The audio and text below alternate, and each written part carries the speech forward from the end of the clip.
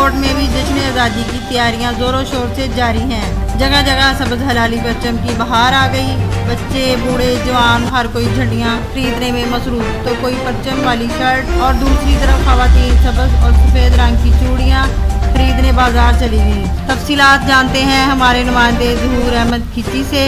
जी ज़हूर अहमद, क्या तफसीलात हैं? जी, मुल्क भर की तरह अड्डा फरीदकोट में भी जश्न आज़ादी की तैयारियां अरूज पर। लोगों का कहना है 14 अगस्त आज़ादी का दिन है और आज़ादी का दिन मनाने के लिए गली मोहल्लों घरों को सब्ज़ लाली परचम और छोटी झंडियां खरीदने के लिए स्टॉल का रुख कर लिया गया। अड्डा फरीदकोट पर जगह जगह स्टॉल लगाए गए हैं। कोई परचम वाली शर्ट खरीद रहा है तो कोई बैज तो कोई झंडियां खरीदने में मसरूफ है। गाँव के लोगों का कहना है 14 अगस्त हमारे लिए बड़ा खुशी का दिन है। हमारा मुल्क इस दिन आज़ाद हुआ और हम घर को सजाने के लिए झंडियां खरीद रहे हैं। जी।